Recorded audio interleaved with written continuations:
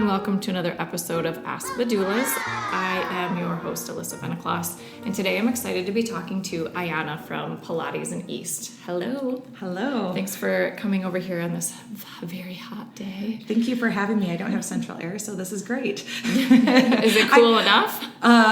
Today has been a little warmer than other days, but in here, yes, it feels great. Okay. I always love going to work as well because we are air conditioned in there as well, but home, not so much. Yeah, it's not a hot Pilates. No. Tell me a little bit about Pilates in East, because I only found you through social media because somebody was talking about what you specialize in. So we love at Gold Coast talking about like pelvic floor issues and all these things that a lot of moms deal with, sometimes even during pregnancy, but then it's very, very common afterwards. Yes. So Pilates in East in general, a lot of the group classes are more fitness-based. Some people will have some issues with herniations of disc and osteoporosis, things like that in our group classes. But personally, myself, I specialize in pelvic floor health, prenatal Pilates, postnatal Pilates, Diastasis Recti or Diastasis Recti, however you'd like to pronounce it. There's two different pronunciations depending on where you live, apparently, which region you live in. But I actually discovered I had diastasis after the birth of my son, which he just turned 4. And explain what that is for somebody who hasn't had it. Yeah, so it's becoming very common. So I think a lot more people are starting to learn what it is, but it was always defined as the separation of your abdominals, your rectus abdominis muscles, but that's actually an inaccurate description of it. It's actually the extreme thinning of your linea elbow, which is the connective tissue between the rectus abdominis muscles. Okay. So it causes the abdominals to come apart, but it's actually the connective tissue in between being extremely thinned. And it doesn't come back together. Is that just after from the stretching? Birth. Yeah. So yes and no. So it can be a underlying issue, which it usually is. And then that stretching and the pressure on the abdominal wall from giving birth and the growing baby creates this extreme thinning where it doesn't come back. Okay. There's also umbilical herniations, which is very common with a diastasis. And that is where there's a tear in the linea alba. And your intestines can actually protrude out of the fascia, which is the linea alba. It's the connective tissue. It's called fascia. And that is supposed to be repaired only through surgery, but I am a big advocate for natural healing. I believe the body can do wonderful things, and I think the mind can do wonderful things as well. And I think that's one of my problems with my own journey of healing. I think I have a lot of anxiety and I focus a little too much negatively on it, but the results I've seen on other women has been amazing. And honestly, what the results I've seen on myself has been pretty amazing as well. I have photos that I've actually brought here too that we can look at after, because it is pretty amazing to see the before and afters. And I really like to document because I think for someone to see the results, sometimes we don't always feel the results, but to see the results, I think speaks volumes. We could even post those, or I'll post a link, or if you have them somewhere, if you have approval to yes, show those. I did get approval Okay. from someone who I did 2 private sessions with, and then there's something we call a magic green ball. I see it there. It just looks like a green ball. So it just looks like a green ball. It's actually a myofascial release ball. So the first thing I like to start with this is postpartum Pilates, but I do this with women while they're pregnant as well, because it does help to relax the pelvic floor area, get the body, open up those hips a little bit, get them ready for birth. But it's especially essential for the postpartum recovery. But it's a myofascial ball. So what that means is it's a ball used to release the fascial tissue and smooth it out and help the body to realign. Because when we have pulls on our muscles in certain areas, it causes misalignment. And most of us probably go to chiropractors if we're, doing a more natural birth. I feel like chiropractic care is very important. I go to a chiropractor as well, but one of the things with chiropractic care is it's only your bones. They're not doing anything for your muscles. And if your muscles are overly tight and working too hard in certain areas, they're going to create that pull and pull that bone back out. You know, there's only so much. So the ball really helps to release those overly tight muscles. And so I'm picturing like on my stomach rolling around on it. So there's an oblique release, which is essential for the recovery of the diastasis as well. I can't do that one on prenatal women, but I do that one on postpartum and on menopausal women as well. So any woman with pelvic floor issues, the oblique release is amazing. You can also do psoas, which is your internal hip flexor. It is tight on a lot of people, especially if they're runners and things like that, but it's inside of your hip, and it's really essential. It helps with the function of the core and pelvic floor, everything. All of that is, connected. We do release work on glutes.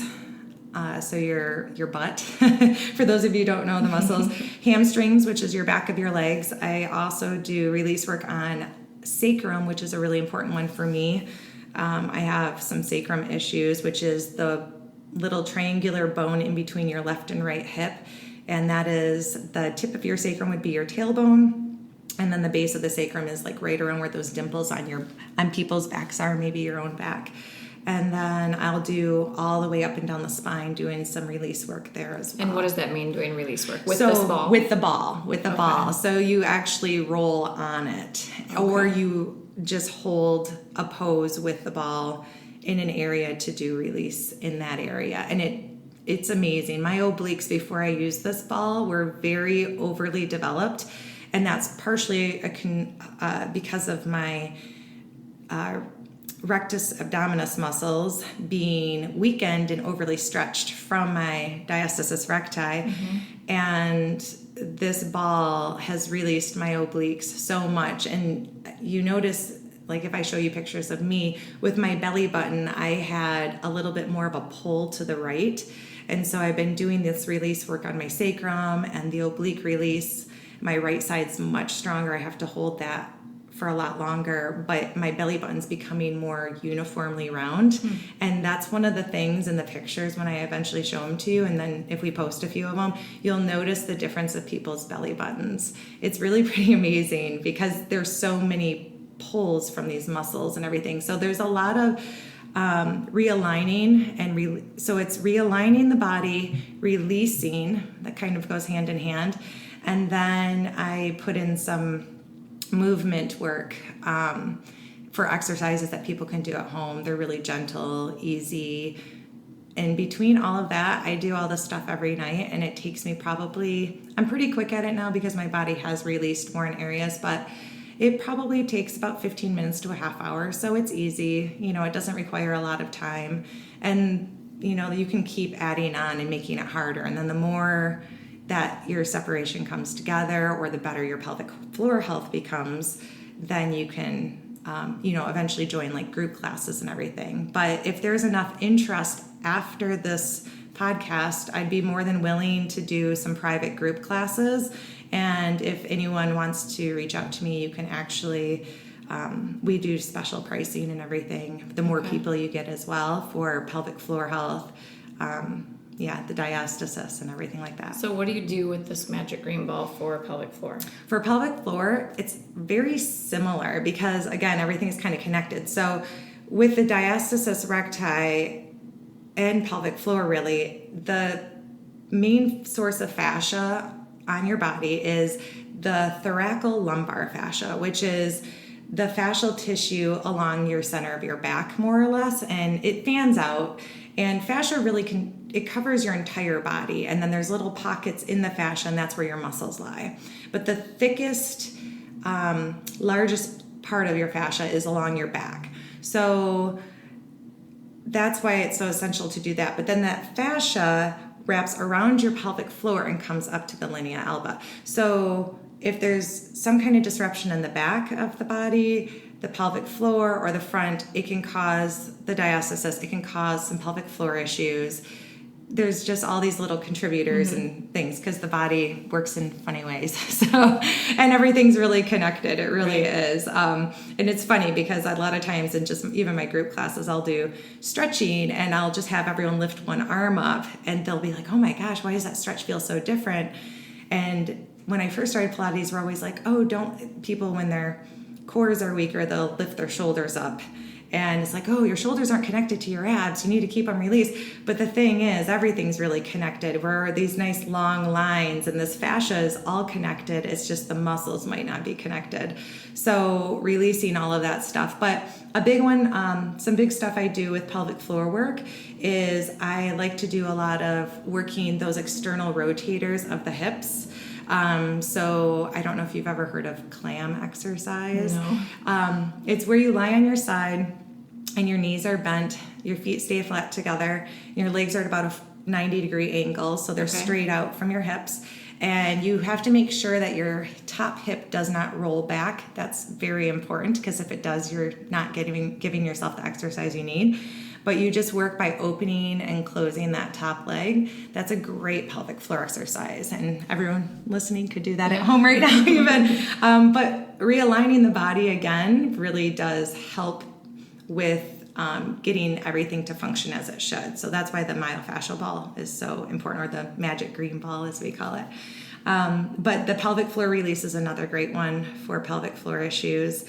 Because again, just because someone has pelvic floor issues doesn't mean that they have a weak pelvic floor. It just means it might be weak in certain areas, or certain areas overworking probably, and other areas underworking. So we want to get it to work together. And so that pelvic floor release is really important to that. I love squats. I think squats are another great thing. It's a natural pelvic floor engagement, just lifting up every time you stand back up, but making sure you come up all the way tall. A lot of times I watch people do squats and they only, they come up, but they don't come up all the way. That last little bit's important just for your whole entire body, for your kneecaps and everything, getting that last little lift. But yeah, those are just a couple simple little things that people can do at home and everything with that. I'm curious about that ball. Oh yeah, so actually deflated balloon looking ball. Yeah, so this is called a soft gym ball, but yes, it's deflated. And a lot of times with pelvic floor issues as well, and possibly with diastasis recti, just all kinds of postpartum issues, we will place this in between their thighs, but not their knees. Like you want it pretty high up, closer to the pelvis. And I don't ask people to press into it, but your legs naturally will press in and engage. So if I have someone doing a bridge, which I think everyone knows what a bridge is, probably. Pilates bridge is a little bit different. It's not so extended. Your ribs stay in. But I'll do some bridging with you probably after this podcast so you can kind of see. But a lot of times if people have a weaker pelvic floor, their knees tend to fan out as they do a bridge. Their legs don't stay inward. And so it creates this uneven tension in certain areas, wrong muscles overworking, weaker muscles underworking. So if you place this ball in between, you can't open your knees out because you'll drop it, but you'll notice this natural inner thigh, your adductors working, which is going to help work the muscles inside the pelvic floor and everything as well, because all of that is attached to different areas of your pelvis. In the past, women were always told to do Kegels to strengthen the pelvic floor, but I'm showing Alyssa here a photo of your pelvic floor, and there's actually 2 layers of your pelvic floor. Oh, this is a male's pelvic floor. So here's the female's pelvic floor. And then the 2 areas are your pelvic diaphragm area and then your urogenital triangle. So the pelvic floor is more intricate than a lot of us realize, and when you're doing just a Kegel, you're only working actually the superficial muscles of the pelvic floor, which would be more of the urogenital triangle, because you can see the lines, and I'm showing her pictures in the book, but you can see the lines here. So if you're working your Kegel, that would be pulling in more, right? Yeah. So if you're doing that, you're really just strengthening like the sphincter area and then there, but there's all these muscles here that aren't really engaging. So this would be the pelvic diaphragm, which actually it's called a diaphragm because like our breathing diaphragm, it actually does move. So another good one exercise for people with pelvic floor issues is pelvic tilts. So getting in hands and knees and then bringing the tailbone to pubic bone to chest. That's a really good movement of the pelvic diaphragm. It's getting to move, it's getting to slide, but you're getting kind of a Kegel, but you're getting more than a Kegel because you're actually exercising the entire pelvic floor, especially by adding that little bit of tilt. And that's something pregnant women can do as well because that'll help if your baby is either occipital posterior or breech. So those pelvic tilts are really important. And I think they're just important for women's health in general. Now, when you do the pelvic tilt, I'm picturing like a cat-cow, but you don't have to do so much with your... Yeah, so you're actually not going to be going between the cat-cow. It's more of a hands and knees. And then you just want to really let your neck relax. If it wants to hang down, that's fine. Just let your upper body relax more, but then your body is going to be more in a neutral position. So more of a flat back. And try to just move your So pelvis. not as much of, and just move your pelvis rather than, like a lot of times when people do cat, it goes into their upper back, which is called their thoracic spine. And it's more of the lumbar spine, which is your lower part of your spine. But again, it's more of the pelvic floor and the tailbone, sacrum, hip area that's moving. So it's a really easy cue, and it's one I learned when I did my pelvic floor diastasis course, but it's just coming into hands and knees and then bringing tailbone to pubic bone.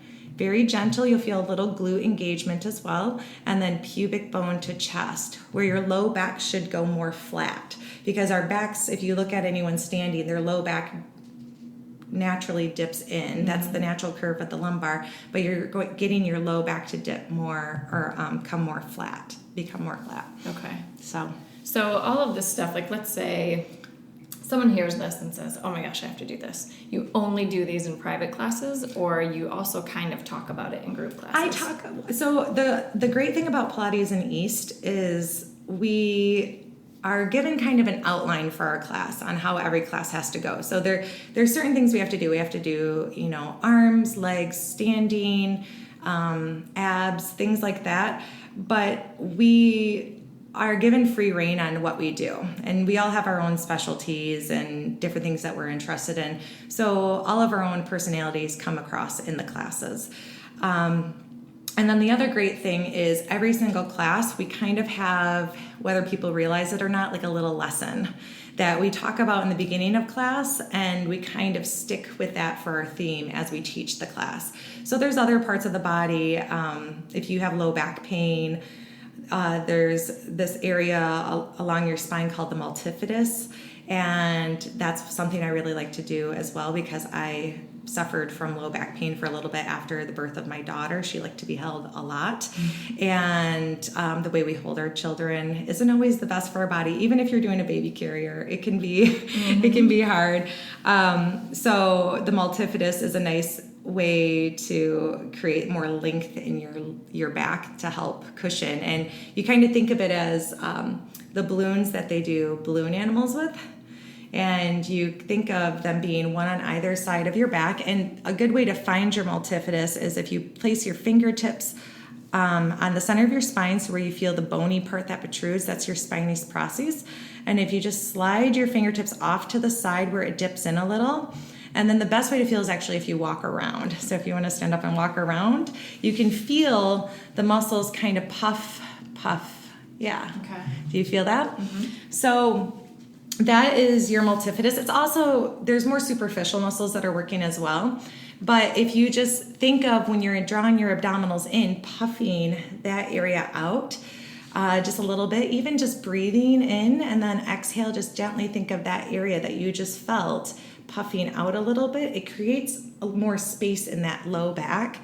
because that area typically is stronger. It does run all the way up along your spine, but people don't usually feel it up here. But the low part of the back is usually stronger. Those muscles are usually bigger as well. So it's a great way to feel less discomfort in the low back and everything as well. Just thinking of that puffing up of the balloons or of the multifidus. Yeah, it's always funny, like when an instructor who knows what they're talking about says something little like puffing, if you would have just told me that, like, I feel like you're puffing up the back of your back, like, what? And then you feel it and you move and you're like, oh, okay. Oh yeah, I do feel myself puppy. So with that one, because that's a hard one for a lot of people. So a lot of times I will have everyone, I want people to feel it first if I know it's going to be something hard for everyone to really comprehend at first. So it's like, okay, I know most people are not visual learners, they're hands-on learners. So how can I teach you where you feel it and then, see the outcome, get to understand that connection and everything. One thing a lot of women do notice that have had a C-section is numbness down low. And part of the reason is, so we were talking about fascia earlier, and the fascia, if we're thinking about looking at a piece of meat, so the red part is the muscle, and then the white part is actually the fascia that we call fat. So the fibers, we all know that meat has fiber. So there's a direction, when you're cutting your beef, there's against a the grain. Yeah, exactly. So that's the direction of your muscle. And our muscles are the exact same way. They have these fibers that are in certain directions. Your fascia is exactly the same way. So they have directions that they move and lie. And just like our skin, our fascia, and the rest of our body, it's all made up of a lot of water. Now, what happens is when your abdominal wall and your fascia and your skin is cut into, everything, if you think of a book where everything is the smooth surface, you have this nice, where the pages are, and I'm thinking more of a soft cover book, everything has this nice directional line. If you end up being cut with something, either an appendectomy, so you have your appendix removed, or a C-section, what happens is that fascia, as you put it back, it doesn't live in its nice place. It's put together so that almost like if you were to put your fingers together and lace them together, that's how it normally is. And then when you're cut open, it's almost like putting your knuckles together. So you notice that they don't fit. So you really want to break that scar tissue up. So one of the first things I always ask women with a C-section is, do you massage your scar? Because that is the number one most important thing that you could possibly do after having a C-section.